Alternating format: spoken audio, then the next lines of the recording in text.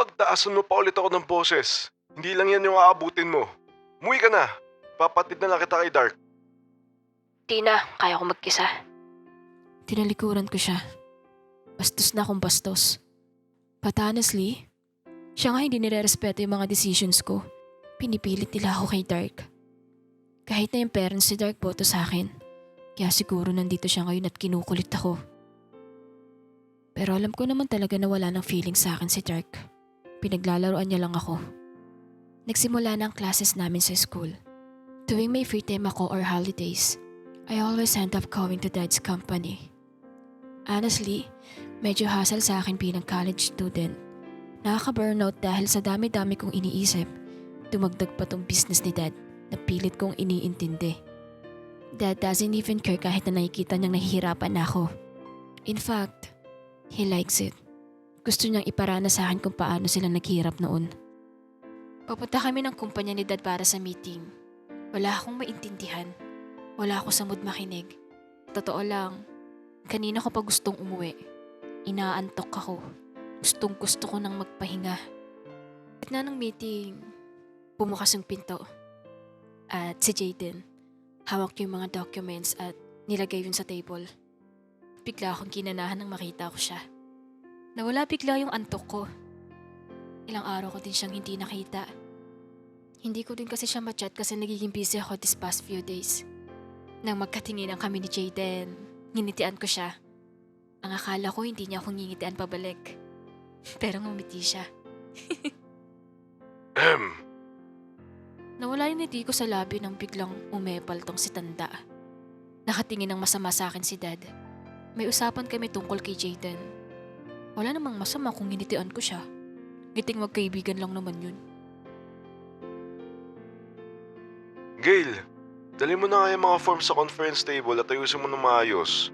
Huwag mo kalimutan ilagay sa tamang folder. Okay. Grabe, dami naman ito. Di halatang gusto kong pahirapan ah. May assistant naman siya, di niya pagawa dun. Pinitbit ko yon at paglabas, sakto makakasalubong ko si Jaden. Ma'am, tulungan na po kita. Thank you. I got this. You just focus on your work, alright? Sige po, sir. Anong trip mo? Bakit? Kita mo naman na hawak na yung mga papeles eh. Ayoko lang na mahirapan ka. Baka isipin mo, hindi ako gentle. Wala kang pake. Hindi ko kailangan ng tulong mo. Sayang. Ito na sana yung time ko para makausap ko ulit si Jaden eh. Maaga kaming natapos. Medyo maliwanag pa nga eh. Pero grabe. Feel na feel ko talaga yung pagod. Nagpaalam na ako kay Dad para mauna nang umuwi. I'll go ahead na po. You're going with me.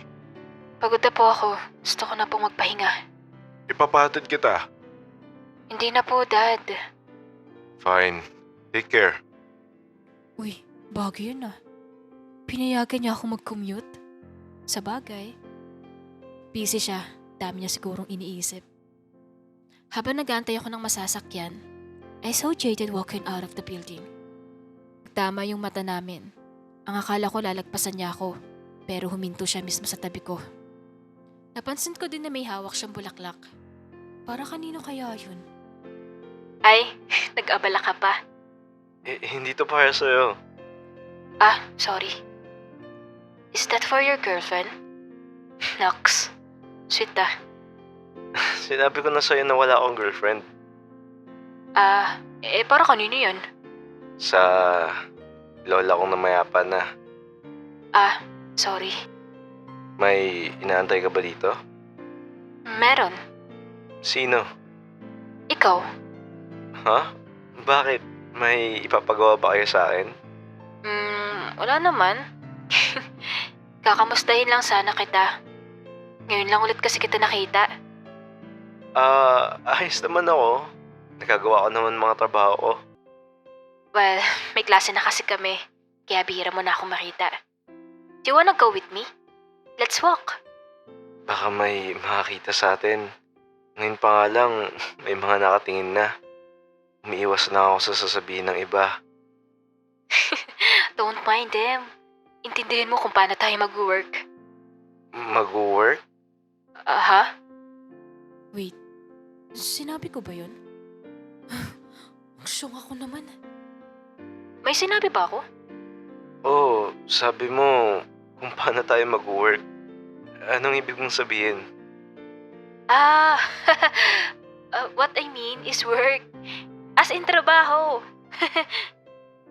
Kahit sablay yung palusot ko, at least nakita ko naman na parang naniwala siya.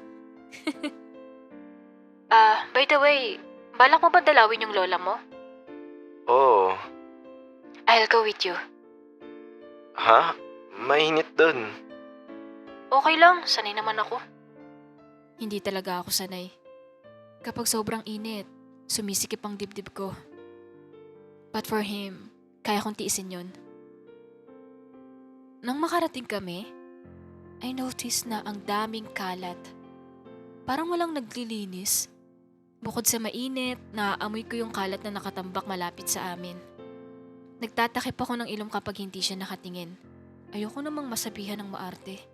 Hindi lang talaga ako sanay. Tuwing kailan mo siya dinadalaw dito? Depende. Pag may free time ako, dito ako dumidiretso.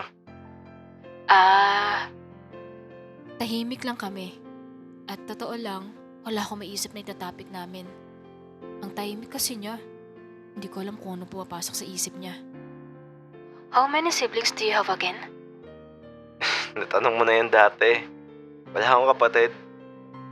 Oo nga pala. So, what do your parents do? Wala akong magulang. I'm sorry for your loss. Anong sorry for your loss ka dyan? Bakit? Hindi pa patay mga magulang ko. Iniwan nila ako at yung lola ko yung nagpalaki sa akin. Hindi mo naman kasi nilinaw. Eh yung mom mo, parang hindi ko pa nakikita yung mom mo. Patay na yung mom ko. Sorry. Ba't ka nagsasorry? Ikaw ba pumatay sa mom ko? Ha? Hindi Inosente ako. Joke lang. She had a heart condition. Nasa lahi kasi namin yung sakit na yun. Nakatingin lang siya sa akin. Naiilang ako kaya iniwasan ko yun.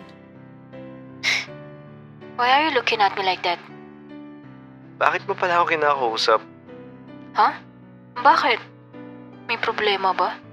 Wala naman. Nagtataka lang ako. Nakikita kita noon, lagi mong kasama yung dad mo. Hindi ka masyado palangiti sa mga tao. Pero, bakit ang bait mo sa akin? Ay nakikita mo na pala ako dati? Ay, oo nga pala, nagtatrabaho ako sa company ni Dad. Pero bakit di kita napapansin nun? Lahat naman kasi na nakasalubong mo, hindi mo titignan. Noon mo pa ako nakakasalubong, sadyang hindi ka lang namamansin. Kakausapin ba kita ngayon kung hindi ako namamansin? Yun na nga yung pinagtataka ko eh. Bakit ako lang yung pinapansin mo? Kakayang sabihin pero gusto kita.